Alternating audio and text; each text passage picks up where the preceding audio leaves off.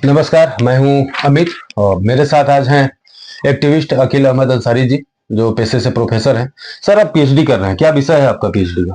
मेरा पीएचडी का टॉपिक है role and investigation of crime role and investigation of digital forensic in crime investigation. यानी जो digital forensic यानी सीसीटीवी, सीडीआर, मोबाइल, ये सब जो चीजें इस्तेमाल होती हैं, इनके अपराध अन्वेषण में क्या भूमिका हो सकती है, इस टॉपिक पे पीएचडी कर रहा हूँ मैं। जी, बहुचर्चित मामला है अभी जो दुर्घटना हुआ, उसके बाद मारपीट हुआ प्रतापपुर नाका के पास थार और कार वाला। जी जी। इस दुर्घटना को और उसके बाद जो माहौल बना है, इसको कैसे देखते हैं? देखिए, एक साधारण सी दुर्घटना है, ऐसा नहीं है कि कोई बहुत विशेष बात है। दुर्घटनाएं लगभग 5 लाख होती हैं हमारे देश में, और उसमें सबसे अफसोस की बात यह है कि लगभग 1,61,000 1,62,000 के आसपास जान चली जाती है। यानी 2022 का ही आंकड़ा प्रतिवर्ष लगभग 5 लाख, 2022 के आंकड़ों को आप देखें तो लगभग 5 लाख दुर्घटनाएं होती हैं देश में, और उसमें से 66 से 67% मौत 18 से 45 साल की युवाओं की होती है सड़क दुर्घटनाओं में। तो जो सड़क दुर्घटना है, उन्हीं में से एक होता है कि कहीं पे जाते गाड़ी टक्कर लग गया किसी से। एक साधारण सी बात होती है, टक्कर लगने के बाद अचानक आक्रोश, झगड़ा जनित जो आक्रोश होता है, उसके तहत मारपीट होता है, स्वाभाविक सी बात है। परंतु ये जो घटना हुआ, ये स्थानीय शिवधारी कॉलोनी के पास से, अक्सर मैं वहां पर से जिम भी जाया करता हूं, बगल में जहां जिम है, तो उस घटना स्थल को मैंने देखा है। अब इसमें जो वीडियो आया, उस वीडियो को देखने के बाद मतलब कहीं ना कहीं एक बार एक प्रश्न उठता है कि किस तरीके से लोगों के अंदर इतना हिंसा कैसे आ जा रहा है, इस तरीके से कैसे मारपीट कर सकते हैं। मान लीजिए घटना हो गई, ठीक है, कार डैमेज आपका हुआ, तो एक रिफ्लेक्स एक्शन होता है, अचानक से निकले, एक दूसरे का कॉलर पकड़ ली, थोड़ा बहुत मार लिया, हाँ, लेकिन वो गुस्सा कितनी देर रहेगा? वीडियो में मैं देख रहा हूं कि पीड़ित व्यक्ति का खून निकल रहा है, बैठा है, वो कुछ बोल रहा है, फिर भी उसको आरोपी बार बार भद्दी भद्दी गालियां दे रहा है और मार रहा है, और खून निकल रहा है। आरोपी या आरोपियों? क्योंकि आरोपी की संख्या ज्यादा है वहां। नहीं, मतलब जो मैंने वीडियो देखा, वीडियो में पुलिस का जो स्टेटमेंट आया है और अखबारों का देखें तो 4 आरोपी हैं उसमें। कौन कौन है सर, नाम याद है क्या? हाँ, मेरे को जहां तक नाम याद है, वसीम कुरैशी, मुनू कुरैशी, आयुष दास और अनुराग राजवाड़े हैं, जिसकी आज शायद गिरफ्तारी भी हुई है। अच्छा। तो वो जो व्यक्ति मार रहा है, मैं नहीं पहचानता उसे, खंभे में, लोहे के खंभे में उसके सिर को टक्कर मारना, बगल में ट्रांसफार्मर है, ये मतलब कुछ अलग कहानी कहता है कि मतलब आपका गुस्सा थोड़ी देर में निकल जाना चाहिए। अगला बोल रहा है बार बार कि भाई आप मेरे बगल में मेरे भाई को बुला लें, या किसी का नाम ले रहा है, वो कर रहा है, उसके बाद भी इनका गुस्सा नहीं जा रहा है। गर्दन उतार लूंगा, इस तरह का शब्द मैंने उसमें वीडियो में देखा। हालांकि मैं वीडियो की पुष्टि नहीं करता, वीडियो की मैं पुष्टि नहीं करता, जो वीडियो मेरे पास आए हैं, उपलब्ध हैं। तो आप ये बताइए कि ये जो तरीका है, ये बिल्कुल सही तरीका नहीं है। ठीक है भाई, आपकी गाड़ी में चोट लगा, थोड़ा बहुत स्वाभाविक है, बताया मैंने, रिफ्लेक्स एक्शन में मारपीट का नौबत ऐसा आ जाता है, लेकिन इतना विभत्स तरीके से मारना मतलब बहुत ही कहना चाहिए शर्मनाक भी है, और बहुत अफसोस होता है, दिल दहला देने वाला है। अगर गाड़ी आपका डैमेज हो गया तो उसका बीमा है, आप बीमा पटाते हैं, जीरो डेप्थ। आज पहले का ऐसा होता था कि भाई आपके कुछ डिप्रिसिएशन काटता था, लेकिन अब तो आप एड ऑन कराते हैं, जीरो डेप्थ लेते हैं, आपको पूरा पैसा मिल जाएगा, कैशलेस है। हाँ। अगर आपकी गाड़ी निर्जीव है, उसका कहीं डैमेज हो गया है, आप बीमा वाले को पकड़िए। विकसित देशों में ऐसा ही होता है, लेकिन हमारे यहाँ स्थिति यह है कि बीमा वाले के पास जाने में, कानूनी लड़ाई लड़ने में लोगों का भरोसा नहीं रह गया। हाँ। तो वो ऑन स्पॉट न्याय चाहते हैं कि मैं इसको मारूंगा, पीटूंगा। अच्छा, मारेंगे पीटेंगे किस लिए? मेरी गाड़ी बनवा दो, वहां तक भी ठीक है। इतना भयानक, मैं कभी भी इसके पक्ष में नहीं हूं। इन लोगों को तत्काल जहां तक हो सके जल्दी से जल्दी इनकी गिरफ्तारी हो, और कानून के तहत हो। पब्लिक का जो डिमांड रहता है ये करो वो करो, उसके पक्ष में बिल्कुल भी नहीं हूं। बहुत अच्छे से पुलिस चालान पेश करे, और ऐसे लोगों को जो न्यायोचित सजा होती है वो जरूर दिलाएं, क्योंकि ऐसी घटना की पुनरावृत्ति कभी भी बर्दाश्त नहीं की जाएगी। एक महत्वपूर्ण बात है सर कि समाज की बात करें, जो लोग वहां पे थे, कुछ लोग तमाशाबीन थे, कुछ लोग वीडियो बना रहे थे, वहां बीच बचाव करने वाले लोग संभवतः बहुत कम थे, या लोग डरे हुए थे इन लोगों से, या वो बीच में पढ़ना नहीं चाहते थे।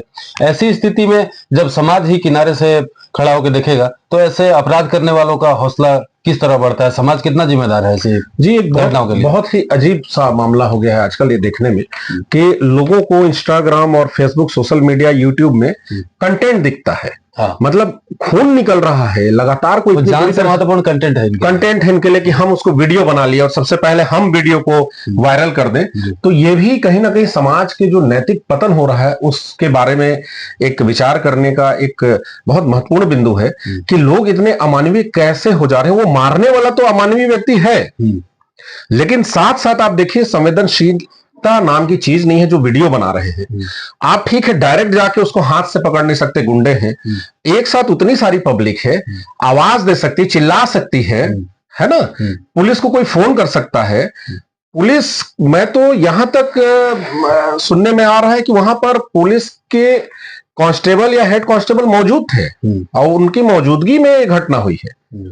और बताया जा रहा है, मैंने विभिन्न समाचार पत्रों में और वेब पोर्टल में पढ़ा कि हाथ मिलाता हुआ कोई पुलिसकर्मी दिख रहा है। अच्छा। हाँ, आरोपी से। अच्छा। तो आप जब पुलिस ऐसा कर रही है तो आप बताइए कि पब्लिक से आप कैसे उम्मीद करेंगे? पब्लिक तो ठीक है, वो तो इसको हमारे यहाँ पर किसी की मदद करने को पंगा कहा जाता है, मतलब दूसरे के पंगे में क्यों पड़े। हाँ, ठीक बात, ये कहा जाता है। ठीक बात। तो पुलिस की जिम्मेदारी है ना। अगर पुलिस वहां पर मौजूद है या पहुंच गई पुलिस, तो अपराधियों में एक खौफ होना चाहिए पुलिस का कि पुलिस का जो सायरन है, दूर से आवाज आता था पहले तो भाग जाते थे, अपराध रुक जाता था। लेकिन इस घटना में ऐसा नहीं हुआ। तो ये सिर्फ एक घटना नहीं है, ये बहुत सारे प्रश्न खड़ा करता है कि इंसानियत कैसे मर गई है लोगों की, लोग इतने हिंसक कैसे होते जा रहे हैं, और वहां पर जो पब्लिक खड़ी है, इकट्ठी है भीड़, वो कैसे बर्दाश्त कर ले रही है कि उसके सिर को कोई खंभे से मार रहा है, खून निकल रहा है, वो बोला जा रहा है बार बार इनको बुला लो, उनको बुला लो, लेकिन किसी की भी वहां पर कहना चाहिए संवेदनशीलता नहीं नजर आती है। हाँ, बाद में सोशल मीडिया में जब चीजें आ जाती हैं तो लोग बड़े बड़े संवाद और डायलॉग लिखते हैं। नहीं, ये बहुत अजीब बात भी है कि जब वहां पे इस तरह का कार्य हो रहा है जो देखने में भी इतना गंदा लग रहा है, वहां पे जब लोग खड़े होकर चुपचाप देखते हैं और फिर दोषी पुलिस को या किसी को भी बता देते हैं। हालांकि पुलिस की भूमिका भी बहुत अच्छी नहीं है, लेकिन समाज जब तक इन सब चीजों पर थोड़ा मुखर होकर आगे नहीं आएगा, ऐसे लोगों का विरोध करना नहीं सीखेगा, तो कितने लोगों के पीछे पुलिस लगी रहेगी? ये भी तो महत्वपूर्ण बात है ना। नहीं, ऐसा नहीं कह सकते, ऐसा कह के पुलिस बच नहीं सकती। और जब भी हम पुलिस की बात करते हैं तो देखिए, पुलिस का मतलब हम पूरे कंप्लीट एक संगठन को नहीं कहते। अच्छे लोग जैसे समाज में हैं, समाज में ही भ्रष्ट लोग हैं, संवेदनशील लोग जिस तरीके से समाज में हैं, असंवेदनशील लोग भी हैं, वैसे ही पुलिस में कौन लोग भर्ती होते हैं आप मुझे बताइए। जैसे आप और हम हैं वैसे ही हुई। ठीक है। परंतु उन्हें इस बात का तनख्वाह मिलता है, उनको इस बात की ट्रेनिंग मिली हुई होती है कि उनका काम है अपराध पर अंकुश लगाना, ना कि अपराध हो जाने के बाद उसकी विवेचना करना। तो इसमें जो अधिकारियों को चाहिए कि संवेदनशीलता की ट्रेनिंग अलग से रखें। कम्युनिटी पुलिसिंग जो खत्म हो चुकी है लगभग, कहीं कहीं किसी अच्छे अधिकारी के यहाँ देखने को मिलता है कि पुलिस फुटबॉल मैच करा रही है, पब्लिक पुलिस के बीच का रिलेशनशिप बन रहा है, ऐसे ऑर्गेनाइज करा रहे हैं, सेमिनार करा रहे हैं, स्कूल कॉलेज में जाकर के कानून और ट्रैफिक व्यवस्था के बारे में जानकारी दी जा रही है। ये सब अब बहुत कम देखने को मिलता है। तो जब भी पुलिस के बारे में आप बोलते हैं तो एक पूरे के पूरे पुलिस को एक तरफा बोल देना गलत है। एक तो जैसे मैं इस बात का बहुत खिलाफ हूं कि नेताओं को आप देखिएगा, पुलिस प्रशासन मुर्दाबाद के नारे लगाते हैं। क्या कहना क्या चाहते हो मुर्दाबाद का मतलब? अगर पुलिस प्रशासन नहीं रहेगा तो आप पुलिस रहित समाज की कल्पना करके देखिए। मुट्ठी भर लोग हैं हर जगह, कहीं भी आप देख लें, वो मुट्ठी भर लोग पूरी व्यवस्था को खराब करते हैं, जो नेताओं को परोसते हैं उनकी सुविधा के अनुसार। एक साधारण शब्द में कहें कि नेताओं के अपराधियों के, आर्थिक अपराधियों की कालाकांडी को छिपाते हैं तो बड़े पद पा लेते हैं। और ऐसे इस तरह के गैर जिम्मेदार अधिकारी जो घमंड से चूर होकर अपने कुर्सी में बैठे रहते हैं और नहीं निकलते कि मैं बहुत बड़ा अधिकारी हूं, शहर की खैरियत नहीं लेते हैं, प्रोटोकॉल का पालन नहीं करते हैं, उनकी वजह से ऐसी स्थिति निर्मित होती है। बाकी पुलिस तो वो भी है जो आप जाके देखिए नक्सलियों की गोली की शिकार हो रही है। बहुत ऐसे लोग हैं विषम परिस्थितियों में ड्यूटी कर रहे हैं, वही पुलिस है जिस पुलिस परिवार की हत्या हो गई जघन्य। तो पुलिस तो वो भी है। कुल मिला के मामला है कानून व्यवस्था में कसावट जो अधिकारियों की जिम्मेदारी है, तो वो होनी चाहिए। तो उस पर मैं प्रश्न उठाना चाहूंगा कि आप किस तरीके से ट्रेनिंग दिए हैं कि आपका कोई सिपाही मौजूद है और वहां पर यदि आरोप सही है तो वहां पर फिर भी वो मार रहा है लगातार। ये है चिंता का विषय पुलिस के सामने। जी, ये चिंता का विषय। पुलिस की जो भूमिका है यहाँ पे, ये भी, इसके ऊपर भी एक गंभीर क्वेश्चन मार्क है। पुलिसिंग का मतलब क्या है कि एक व्यवस्था है, एक इंस्टीट्यूशन है वो, ठीक है। उस इंस्टीट्यूशन में भी वैसे ही लोग हैं जैसे समाज के लोग हैं। मंत्री या संतरी समाज को वही मिलेगा जैसा समाज होगा। आज समाज जिस तरीके से समाज में नैतिक पतन होता जा रहा है, समाज पैसे के लिए भाग रही है, पैसे के लिए कुछ भी करने को तैयार है। कोई भी चोर, उचक्का, बदमाश, अपराधी बाद में आता है, बड़े बड़े धार्मिक आयोजन कराता है, कई प्रकार के वो समाज सेवा का काम करके अखबारों में बड़े बड़े लेख छपवाता है, तो उसे समाज पुनः सम्मान दे देता है। तो अब लोगों में एक बात समझ में आ गई है कि कैसे भी करके पैसा कमा लो, बाद में सम्मान तो मिल ही जाएगा। तो हर विभाग की तरह पुलिस विभाग भी वैसा ही है।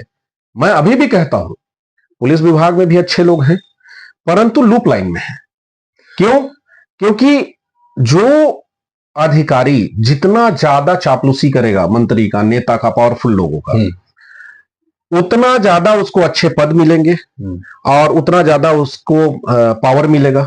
अब ये जो पद, पावर, राजनीति और पैसे का खेल है, इस वजह से इस तरह की घटनाएं आती हैं कि आप देखेंगे किसी गरीब को पुलिस मार रही है, किसी को रोड में, सड़क में मानवाधिकारों का उल्लंघन करते हुए हथकड़ी डाल करके घुमा रही है। आए दिन ये देखने को मिलता है। और आज तक किसी भी सरकारों ने पुलिसिंग में सुधार करने का कोई भी ठोस पहल नहीं किया। ये आज भी पुलिस मैनुअल जो है 1861 के अंग्रेजों की बनाई हुई वो चल रही है। और पुलिस को अंग्रेज इस रूप में देखते थे कि जनता को दुरुस्त करने का उपाय, पब्लिक को प्रेशर बनाने का उपाय, कि कैसे उनके विपक्ष के आंदोलन को कुचला जाए। तो क्या होता है कि जब सत्ता पक्ष में आते हैं यही विपक्ष जो अभी नारे लगाएंगे, पुलिस के डंडे खाएंगे अपनी पीठ में, ये जब सत्ता में आएंगे तो जब पुलिस उनको सर्व करती है कि देखिए हम आंदोलन को कुचल दिए, देखिए 4 झूठे FIR कर दिए, तो उनको ये अच्छा लगने लगता है। तो अभी जब भूपेश सरकार थी यहाँ पे, मैं सीधे सीधे राजनीति की बात करने से बचना चाहता हूं यहां पर, क्योंकि आपका लॉ एंड ऑर्डर से संबंधित प्रश्न है, लेकिन भूपेश सरकार थी तब भी आप देखिए पुलिसिंग की वही स्थिति थी लगभग। यहीं पर कस्टोडियल डेथ हुए, रायपुर में कस्टोडियल डेथ हुए, लटोरी में हुआ, ठीक है। अभी पुलिसिंग के बारे में कह रहे हैं कि अपराध बहुत बढ़ गया है इस सरकार में, जबकि लगभग मैं देखता हूं व्यवस्था वैसी ही रहती है। कारण यही है, एक ऐसा विभाग है कि जिसमें सुधार करने का प्रयास नहीं करते हैं नेता, जबकि उनकी जिम्मेदारी है कि अच्छी पुलिसिंग पब्लिक को सर्व करें, दें, और इस हिसाब से उनकी मुकम्मल ट्रेनिंग हो। अच्छे ईमानदार अधिकारी जो है ना, उन लोगों को जब आप पद देंगे तो आप देखिएगा, आप एक अच्छी पुलिसिंग देखेंगे तो आपको स्वर्ग जैसा प्रतीत होगा लोकतंत्र। ये मैं कहना चाहता हूं उन सबका। बड़ी अच्छी बात कही है। हाँ जी। लेकिन जो जिम्मेदारी और जो जरूरत है, क्योंकि जो सत्ता में बैठते हैं उनको ऐसे ही पुलिस की जरूरत है जो लोगों का शोषण करे या उनके खिलाफ उठने वाले आवाज को दबाए जी। तो ये सत्ता पक्ष की जरूरत भी होती है। खैर, जो अपराध किसी भी सरकार में बढ़े, अब राजनीति को किनारे करते हैं, किसी भी सरकार में अपराध जो बढ़ रही है लगातार, क्या प्रमुख वजह क्या है इसकी? प्रमुख देखिए कई वजह है अपराध बढ़ने की। सबसे पहली बात तो देखिए बेरोजगारी।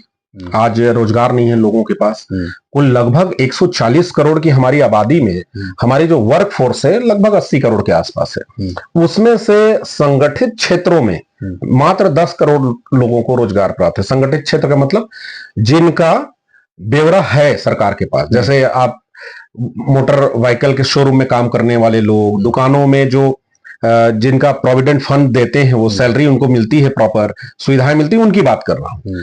वो 10 करोड़ है जिसमें सरकारी नौकरियां भी शामिल हैं। उन सरकारी नौकरियों में अगर आप देखेंगे कि संगठित क्षेत्र को हटा दें और सिर्फ सरकारी नौकरी की बात करें तो लगभग 1 करोड़ है मात्र, जिसमें चपरासी से लेके पियून से लेकर के सब है। केंद्र सरकार की नौकरी लगातार खत्म होती जा रही है जॉब, और इसी राह पे स्टेट गवर्नमेंट भी है। तो नौकरियां बहुत कम हैं, और संगठित क्षेत्र में कम से कम एम्प्लॉय रख के प्राइवेट कंपनी अधिक से अधिक जो है काम लेना चाहती है। तो जब युवा बेरोजगार है नशे की चपेट में जाता है, वो उसके एक मानसिक अवसाद की स्थिति उत्पन्न होती है, गरीबी होती है अपराध का कारण, एक बुरा पड़ोस, परिवार, उसके जो शिक्षा की कमी, समाज में नैतिकता का पतन, पैसे की होड़, ये सब मुख्य कारण है जो अपराध को बढ़ावा देते हैं। तो इससे जो एक एग्रेशन आता है, और एक कारण यह भी है कि कानून के प्रति भरोसा नहीं रहा लोगों का, क्योंकि कानून की जो प्रक्रिया है वो ऐसी है कि एक ताकतवर आदमी, जैसा आपने कहा अभी एक प्रश्न में, पैसे वाला आदमी कानून के लूप होल का फायदा उठा के बच जाता है, और वही एक गरीब आदमी, ना तो वो अच्छे महंगे वकील रख पाता है, ना वो किसी को प्रभावित कर पाता है, तो उसको क्या होता है, सजा हो जाता है। तो लोगों के अंदर एक कहीं ना कहीं एक बात बैठ गई है कि किसी भी तरीके से पैसा होना चाहिए। अब उस पैसे के लिए वो कुछ भी करने को तैयार है। आर्थिक अपराध, यहां तक कि घिनौने अपराध। अभी हाल ही में कुछ महीने पहले अखबार में खबर आप सुने होंगे कि बहुत अच्छे घर के लोग, संपन्न घर के लोग किसी व्यक्ति से बोले कि यहां यहां फिरौती लेना तो बदले में हमको हिस्सा देना, पढ़े लिखे युवा।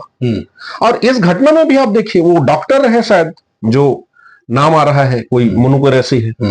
अब डॉक्टर समझते हैं आप, एमबीबीएस डॉक्टर यानी संवेदनशील आदमी। आसान नहीं है आप किसी को हिंसा कर पाए, आपको कितना भी गुस्सा रहेगा, आप किसी के पैर में चाकू, हाथ में चाकू नहीं मार सकते। तो एक पढ़े लिखे लोग अगर ऐसा कर रहे हैं तो इसके पीछे एक बहुत चिंता का विषय है। तो अपराध के बहुत सारे कारण हैं, जिनमें से ये है। और नशा एक बहुत बड़ा रीजन है। एग्रेशन उत्पन्न करता है नशा, जो ब्रेन में, उस एग्रेशन में विभत्स इस तरह के अपराध हो रहे हैं। राजनीति इसके लिए कितनी जिम्मेदार है? ये एक, मेरे हिसाब से राजनीति भी एक प्रमुख कारण है। देखिए, राजनीति हमारे देश की भावनाओं पे चलती है।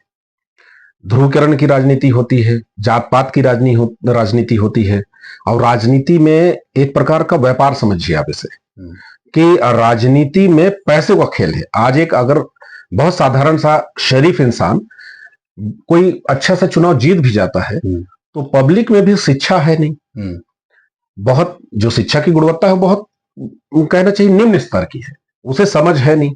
तो वो क्या है कि चीजों को उस हिसाब से समझ नहीं पाती। तो राजनेताओं की भी अपनी मजबूरियां हैं। उनका अगर आप उनका पूछें तो चुनाव जीत ही नहीं पाएंगे। एक विधायक का चुनाव बताते हैं लगभग 20 करोड़ का होता है। भले चुनाव आयोग अपने आंकड़ों में बता दे कि भाई लिमिट इतना है, इतना ही खर्च करना है, लेकिन आप किसी नेता से पूछ के देखिए जो चुनाव लड़ा है, जीता है, हारा है, तो आपको उसको जब आप बात करेंगे, व्यवहारिक बात कर रहा हूं मैं, सैद्धांतिक नहीं, तो पैसे का एक खेल है। राजनेता जब पैसा फेंक के आया है तो वहां पर वो आप उससे एक बहुत ईमानदार छवि की उम्मीद कैसे करेंगे? तो बाहर इनडायरेक्टली आप ये कहना चाह रहे हैं कि ईमानदार व्यक्ति वहां तक पहुंच ही नहीं पाएगा। आपके बातों का, आपके सारे प्रश्नों का मैं जवाब दे दूं कि सबसे बड़ी देश की जो रीढ़ होती शिक्षा, एजुकेशन। एजुकेशन पे यदि गवर्नमेंट ध्यान देगी तो लंबे समय का दूरगामी परिणाम मिलेंगे।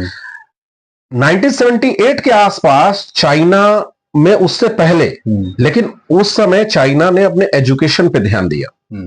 अब कुछ लोग दक्षिणपंथी विचारधारा के लोग कहेंगे कि भाई चाइना में अभिव्यक्ति की स्वतंत्रता नहीं है, फ्रीडम टू स्पीच नहीं है, वगैरह वगैरह। मैं उस पर नहीं जाना चाहता। आप देखिए, आज चाइना ने डीप सीक बनाया, अमेरिका ने चैट जीपीटी बनाया, लोग एआई की बात कर रहे हैं, और एक टेक्निकल वार की ओर जा रहा है दुनिया। हम कहां पर हैं आप देख लीजिए। हम अभी भी बहुत अजीब अजीब तरह की बातें करते हैं, दंगे, फसाद, अपराध, इन सब में उलझे। कारण क्या है? शिक्षा की गुणवत्ता में कमी। और जब शिक्षा की गुणवत्ता में कमी होगी तो समाज में ये जितनी भी आप कह रहे हैं, राजनीति में भ्रष्टाचार, राजनीति में अपराधीकरण, बड़े बड़े आईएएस, आईपीएस आप सुन रहे होंगे कि कितना घोटाला करते हैं, फहरिस्त है लंबी। अगर कोई बनता है अधिकारी, बहुत कठिन परीक्षा होता है एक आईएएस आईपीएस बनने के लिए। मतलब एक बुद्धिमान व्यक्ति से आप संवेदनशीलता की उम्मीद करते हैं। बुद्धिमान व्यक्ति क्रूर हो ही नहीं सकता, ऐसा माना जाता है, भ्रष्ट हो ही नहीं सकता। लेकिन आप देख लीजिए, फहरिस्त है, कितने लोग जेल जा रहे हैं आईएएस आईपीएस होकर के, उनका घोटालों में नाम आ रहा है। अभी अभी आया है महादेव सट्टा ऐप और इन सब चीजों में। कारण क्या है? गुणवत्ता युक्त शिक्षा नहीं है। ये सिर्फ मेमोरी बेस एजुकेशन है कि किसी तरीके से यहां मेमोरी में रखो, आप एग्जाम निकाल के आ जाओ और अब बन गए आप सम्राट। अब वो मार रहा है पब्लिक को जूता। त्रिपुरा वेस्ट का जो डीएम था, डिस्ट्रिक्ट मजिस्ट्रेट, आप कोविड के समय याद होगा, याद आ रहा है ना मुझे, शैलेश यादव, वो घुस जा रहा है, दूल्हे का कॉलर पकड़ रहा है, पूजा कराने वाले पंडित जी को मार रहा है। मुंबई का आप आईएएस का देख लीजिए कहानी, उसके वाईफाई ठीक करने वाले से कुछ विवाद हो गया, उसको लोहे की राड से मार के उसके पैर की उंगली तोड़ दे रहा है। तो दिल्ली के स्टेडियम में आईएएस दंपत्ति थे, कुत्ता घुमाना था तो स्टेडियम खाली करा दिए। तो हम लोगों के समाज में एक प्रकार से बड़े अधिकारी, मंत्री, इन सबको हाई प्रोफाइल समझ के एक राजा महाराजाओं की तरह इज्जत देते हैं। डेमोक्रेसी का सेंस नहीं है। डेमोक्रेसी का सेंस जिस दिन आएगा वो आएगा एजुकेशन से। तब आपको ये, चाहे पुलिसिंग की बात कर रहे हैं आप, चाहे बैड पॉलिटिक्स, बैड पुलिसिंग, ये सारी समस्याएं खुद ब खुद खत्म हो जाएगी। उसका सार में है एजुकेशन। मतलब एक आदमी यदि जिला का कलेक्टर है तो उसकी गाड़ी उसे मिली है आपकी मेरी टैक्स के पैसे से, जनता की सेवा के लिए। उसकी गाड़ी बच्चे को छोड़ने स्कूल नहीं जाएगी। जिस दिन ये सेंस आ जाएगा लोगों के अंदर, विकसित राष्ट्रों में है ऐसा, तो उस दिन आपका ना तो ये पॉलिटिक्स का समस्या आपका रहेगा, ना ये जो आप पुलिसिंग की बात कर रहे हैं। कॉमन बात मैं कहना चाह रहा हूं कि जैसा समाज होगा वैसे ही पॉलिटिक्स होगी, वैसा ही प्रशासनिक व्यवस्था होगा, वैसे ही पुलिसिंग होगी। मैं न्यायपालिका जज साहब के यहाँ अभी नोटों का बंडल और कुछ जो महिलाओं को लेके कुछ जो फैसले आए हैं उस पर, बस्तर को लेकर इन सब मुद्दों पर फिर कभी चर्चा करूंगा आपसे जब आपके पास समय हो। फिलहाल ये जो दुर्घटना और अपराध, ये जो दोनों समाज में जो अभी बहुत ज्यादा व्याप्त है, इस पर रोक कैसे लगेगा, क्या लगता है आपको? देखिए, सबसे पहली बात तो ये है कि मैं हमेशा, चूंकि असिस्टेंट प्रोफेसर हूं, तो पहले तो दूरगामी बात अगर आप करें तो शिक्षा पे ध्यान देना पड़ेगा। गुणवत्ता युक्त शिक्षा बहुत जरूरी है। लोग शिक्षा को नौकरी का माध्यम समझते हैं, जबकि शिक्षा जो है एक चरित्र निर्माण करता है। Character development is true aim of education, ये कहलाता है, तो उस पर ध्यान देना पड़ेगा। लेकिन तात्कालिक रूप से जो चीजें हुई हैं, और अभी तात्कालिक रूप से अगर आप चाहते हैं, तो सबसे पहले मैं अभिभावकों से निवेदन करूंगा कि आपके बच्चे की आप जो हर जिद पूरा करते हैं, जो मांगता है उसे दे देते हैं, आप उसे मोबाइल दे देते हैं, वो हर रोज जो रील देख रहे हैं इंस्टाग्राम में, अटेंशन स्पैन को बच्चे का एक खत्म कर दिया। हर 15 सेकंड में उनको कुछ ना कुछ नया चाहिए। हाँ, अब वो 40 मिनट की, आधे घंटे की, 1 घंटे की क्लास अटेंड नहीं कर पाता, उसे अच्छा नहीं लगता। तो इसमें यह है कि उसका पढ़ाई से मन विचलित होता है। फिर उसके बाद जो ग्लैमराइज कर रहे हैं अपराध को, आप अभी एक नाम आया था बिश्नोई, कोई लॉरेंस बिश्नोई, अब मीडिया बहुत बता रही है, तो उसके जैसा डायलॉग मार के और तरह तरह के लोग रील बना रहे हैं, बच्चे अपने फेयरवेल में स्टंट कर रहे हैं, ये सब जो चीजें हो रही हैं, पूरी जिम्मेदारी देखिए नेताओं की और पुलिसिंग की नहीं है। ऐसा मैं इसलिए कह रहा हूं क्योंकि जब अपराध होगा उस मामले में आप पुलिस के बारे में प्रश्न उठा सकते हैं, उठाना भी चाहिए, परंतु इन अभिभावकों के भी तो कुछ जिम्मेदारी होती है ना। अभी आप चल जाइए पीजी कॉलेज ग्राउंड में, ऐसी जगहों पे छोटे छोटे बच्चे बच्चियां धूम्रपान करते हुए, नशा करते हुए आपको मिल जाएंगे।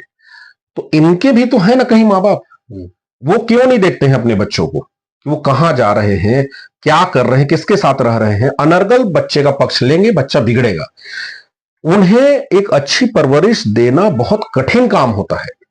अगर बच्चा जिद कर रहा है, कुछ क्वेश्चन पूछ रहा है, प्रश्न कर रहा है, तो मोबाइल दे देते हैं गार्जियन।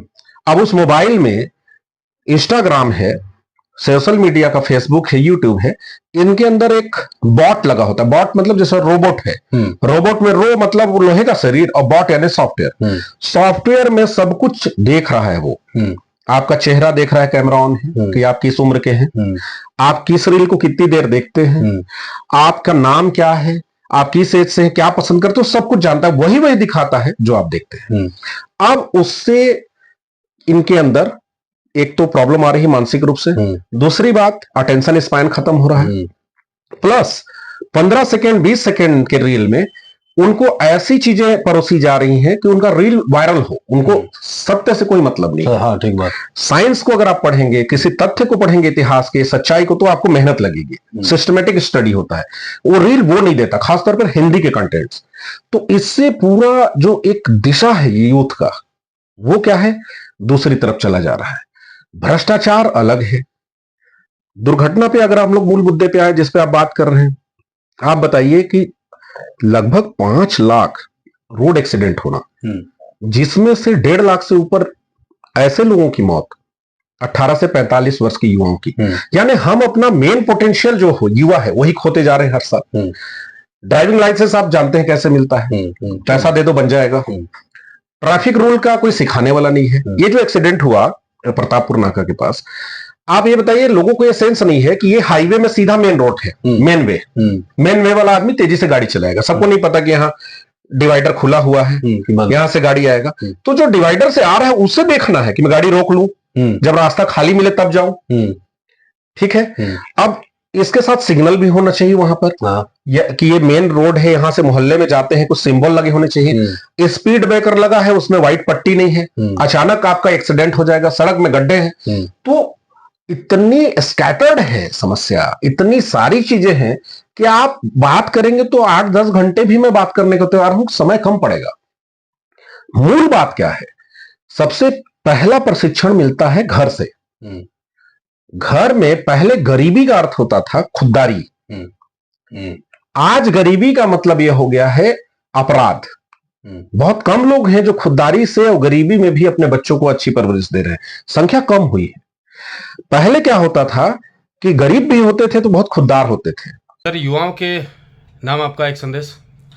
युवाओं को सिर्फ मैं ये संदेश देना चाहूँगा कि अपने जीवन के मूल्य को समझिए।